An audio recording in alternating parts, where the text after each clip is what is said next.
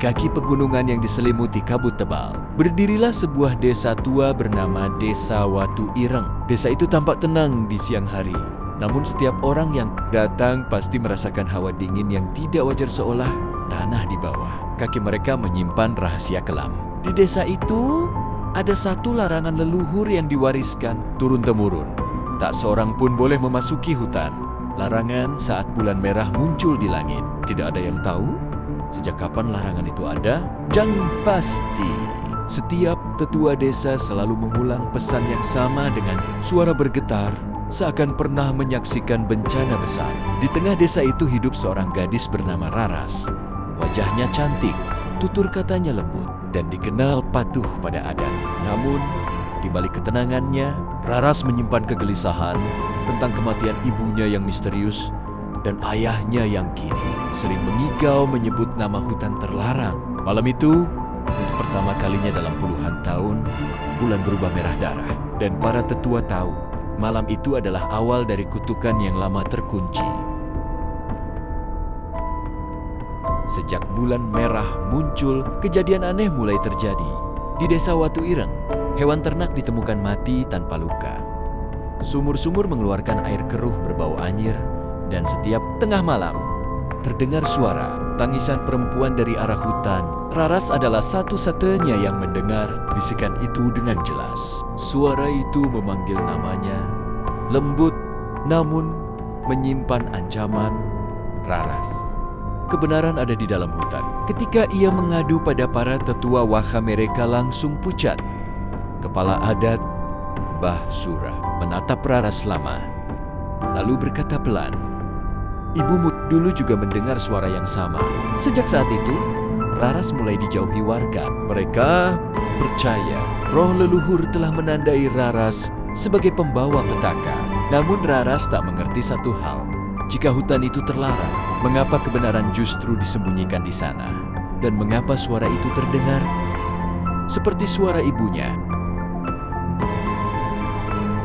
Raras diam-diam menyelidiki masa lalu ibunya. Dari seorang dukun tua yang hampir tuli, ia mengetahui sebuah rahasia yang membuat dadanya sesak. Puluhan tahun lalu, seorang gadis desa melanggar larangan leluhur dan masuk ke hutan saat bulan merah. Setelah itu, 7 keluarga dikutuk selama 7 turunan. Nama gadis itu dihapus dari sejarah desa.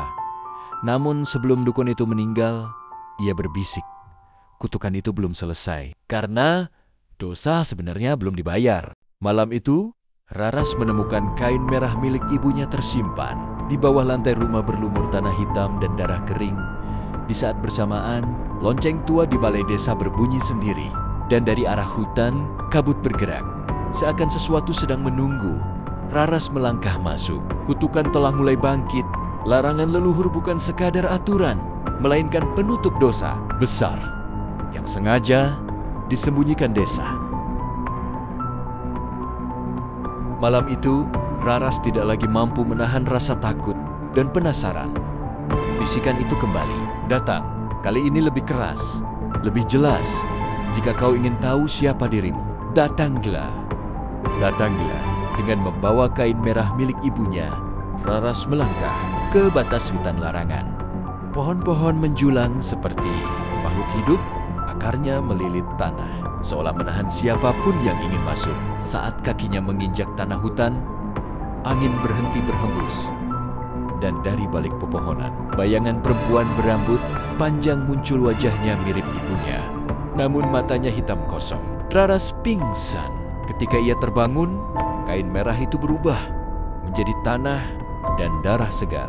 Dan di pergelangan tangannya muncul tanda hitam berbentuk lingkaran 7. Keesokan harinya, desa gempar. Seorang anak kecil ditemukan meninggal di dekat sumur tua dengan tanda hitam yang sama di dadanya. Warga panik. Mereka yakin kutukan telah aktif kembali. Tatapan mereka tertuju pada Raras. Para tetua menggelar rapat darurat. Mbah Sura dengan suara gemetar berkata, jika kutukan bangkit, maka harus ada yang menanggung dosa masa lalu. Nama Raras disebut.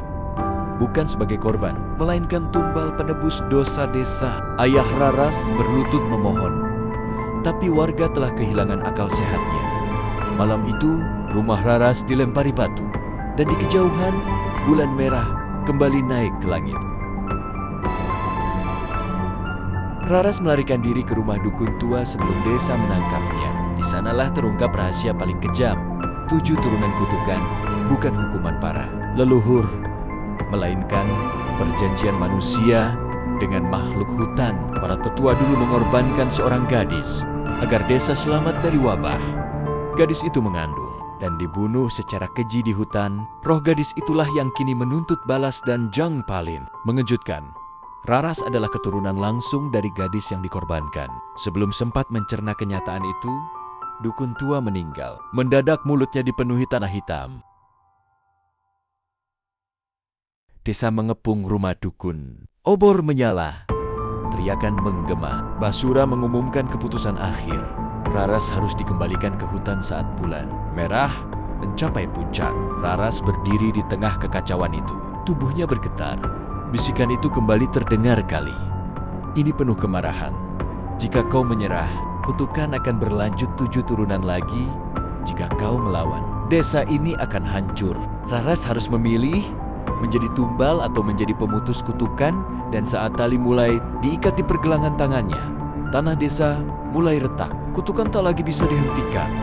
Raras telah menjadi pusat badai dan tidak ada jalan kembali.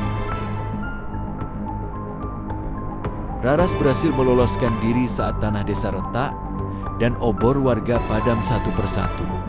Namun pelariannya tidak. Membawa kebebasan, tanda hitam di tangannya semakin membesar. Terasa panas seperti dibakar dari dalam. Di tepi hutan sosok perempuan berambut panjang kembali muncul. Kali ini wujudnya lebih jelas, perutnya robek, matanya berlinang darah. Ia memperkenalkan diri sebagai Nyai Karsa, roh gadis yang dahulu dikorbankan. Kutukan ini terikat pada darahmu. Nyai Karsa memberi pilihan pertama. Jika Raras menyerahkan nyawanya, desa akan selamat. Sementara, jika Raras memutus perjanjian lama, makhluk hutan akan bangkit sepenuhnya. Raras sadar, apapun pilihannya, akan ada korban. Saat Raras kembali ke desa secara diam-diam untuk menyelamatkan ayahnya, ia mendengar pengakuan mengejutkan. Ayahnya ternyata mengetahui perjanjian lama. Ia adalah anak dari salah satu tetua yang dulu ikut menyerahkan Nyai Karsa sebagai tumbal. Pernikahannya dengan Ibu Raras bukan kebetulan, melainkan bagian dari rencana menjaga kutukan tetap terkunci. Ibunya mencoba menghentikan ritual itu dan dibunuh secara perlahan oleh roh hutan karena melanggar sumpah. Raras hancur untuk pertama kalinya. Ia berteriak ke langit, "Aku tidak akan mati untuk dosa kalian." Di saat yang sama, satu keluarga di desa lenyap tanpa jejak. Kutukan semakin liar. Orang-orang desa saling menuduh. Tetua yang dulu berkuasa ditemukan tergantung di balai desa. Matanya tercungkil. Anak-anak kerasukan. Tanah tak bisa ditanami. Sumur mengering. Nyai Karsa muncul dalam mimpi Raras dan mengungkapkan kebenaran terakhir. Kutukan ini hidup karena ketakutan dan kebohongan mereka.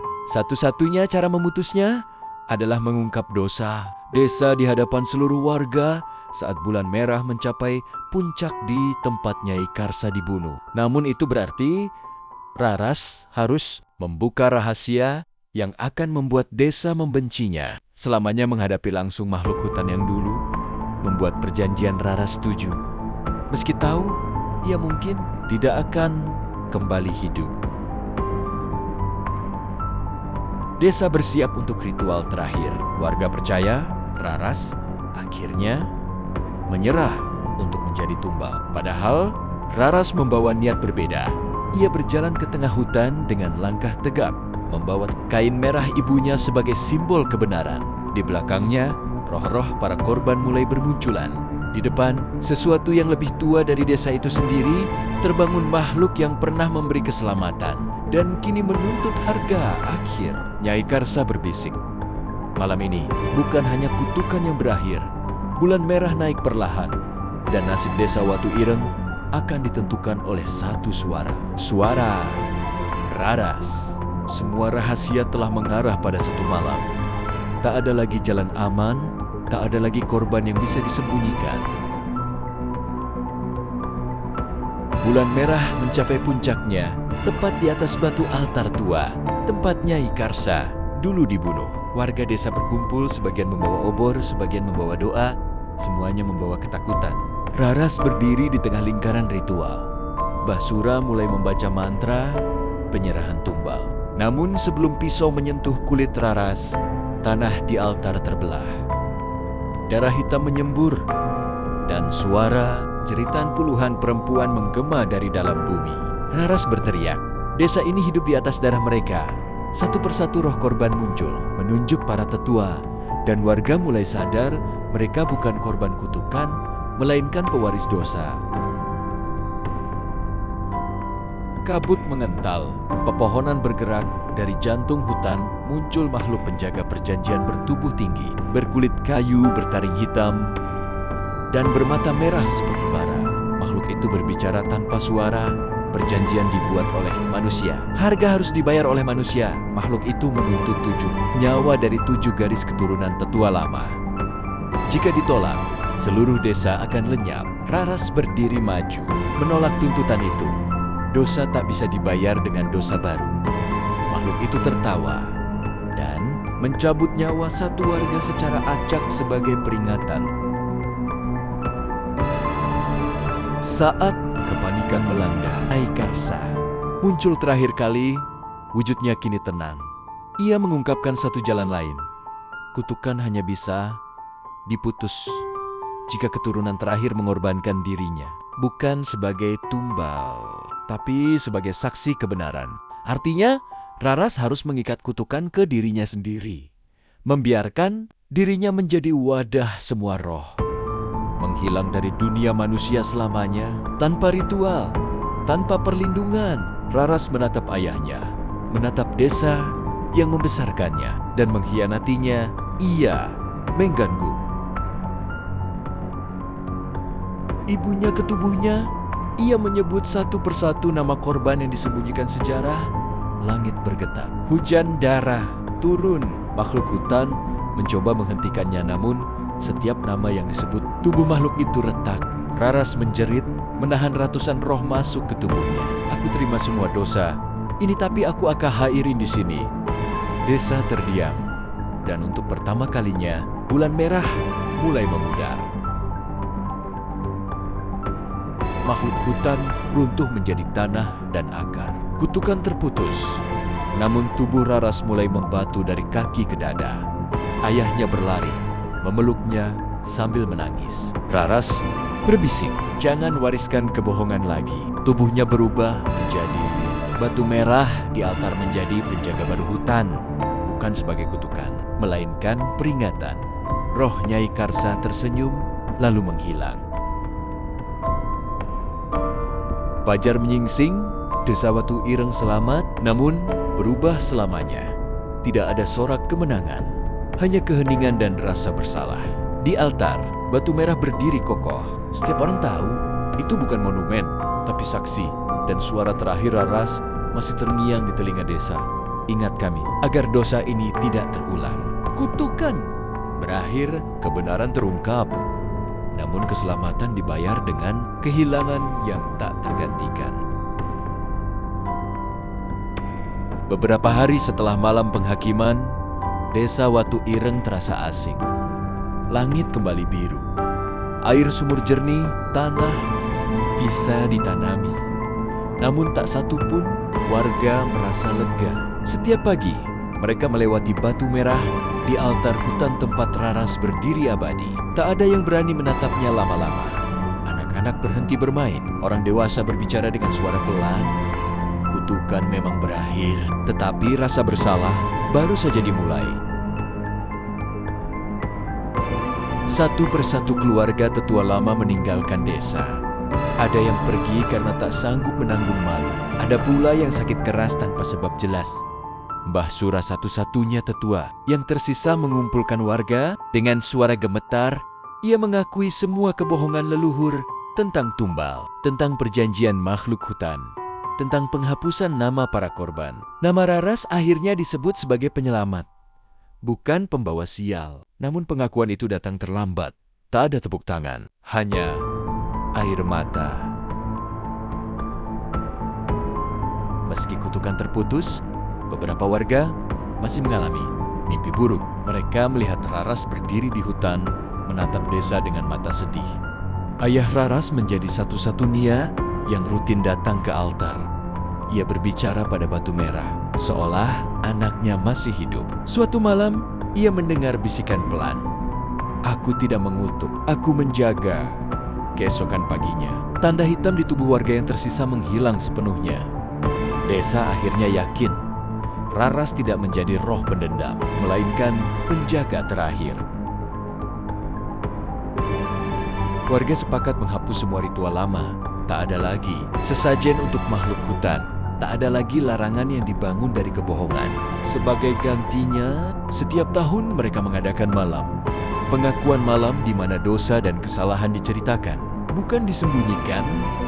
Anak-anak diajarkan satu hal, kebenaran lebih suci daripada keselamatan palsu. Namun meski tradisi baru lahir, luka lama tetap terasa. Nama Raras selalu diucapkan dengan suara bergetar. Tahun berganti, desa Watu Ireng perlahan pulih. Orang-orang luar datang, mendengar cerita tentang kutukan yang berakhir. Mereka melihat desa yang damai, tanpa tahu harga yang dibayar. Di hutan, batu merah tetap berdiri. Saat senja, kadang-kadang bayangan seorang gadis terlihat duduk. Di sampingnya tersenyum tipis, lalu menghilang bersama kabut. Desa memilih untuk tidak melupakan, karena mereka tahu kutukan paling berbahaya bukan berasal dari roh, melainkan dari kebohongan manusia sendiri. Masalah telah mereda. Desa selamat, namun keselamatan sejati hanya datang karena mereka berani mengakui dosa. Untuk pertama kalinya dalam sejarah desa Watu Ireng, warga sepakat membangun sebuah prasasti batu di tepi hutan. Bukan untuk memuja, melainkan untuk mengingat. Di prasasti itu tertulis nama-nama yang selama puluhan tahun dihapus dari sejarah. Di baris terakhir tertulis satu nama, Raras. Anak-anak desa belajar membaca dari prasasti itu. Mereka bertanya, siapa Raras? Dan orang-orang dewasa menjawab dengan jujur. Dia orang yang berani berkata benar saat semua orang memilih diam. Hutan larangan perlahan berubah. Kabut tak lagi pekat. Burung kembali bersuara. Batas terlarang kini hanya menjadi pengingat, bukan ancaman. Warga boleh melintas, tapi dengan satu aturan. Tidak boleh berbohong pada diri sendiri. Ayah Raras menua dalam kesunyian, namun hatinya damai. Setiap senja, ia datang ke Batu Merah. Suatu sore, ia melihat sosok Raras berdiri di antara pepohonan, tersenyum, lalu mengangguk pelan. Untuk pertama kalinya sejak kutukan berakhir, ia menangis. Bukan karena kehilangan, melainkan karena keikhlasan. Bertahun-tahun kemudian, desa Watu Ireng dikenal sebagai desa yang jujur pada masa lalunya. Tak ada lagi cerita kutukan untuk ditakuti, hanya kisah untuk dipelajari. Narator menutup cerita dengan suara tenang. Kutukan tidak hidup dari roh, kutukan hidup dari dosa yang disembunyikan, dan keselamatan sejati hanya lahir ketika manusia berani mengingat. Kamera perlahan menjauh dari hutan. Batu Merah berdiri diam. Angin berhembus pelan, seakan membawa satu pesan terakhir. Selama kebenaran dijaga, kutukan tak akan kembali. Desa selamat, dosa diakui. Pengorbanan tidak sosial, sebuah akhir yang tenang namun menggema. Cerita ini mengajarkan bahwa kutukan terbesar bukan berasal dari makhluk gaib, melainkan dari kebohongan yang diwariskan dan dosa yang disembunyikan. Ketika manusia memilih keselamatan instan dengan mengorbankan yang tak bersalah, maka penderitaan akan terus berulang dari generasi ke generasi.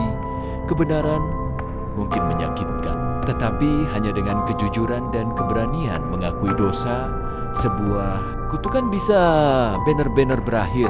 Pengorbanan Raras mengingatkan kita bahwa diam terhadap kejahatan adalah bentuk kejahatan baru. Tradisi tanpa nurani hanya melahirkan penderitaan. Mengingat masa lalu adalah cara terbaik mencegah tragedi terulang.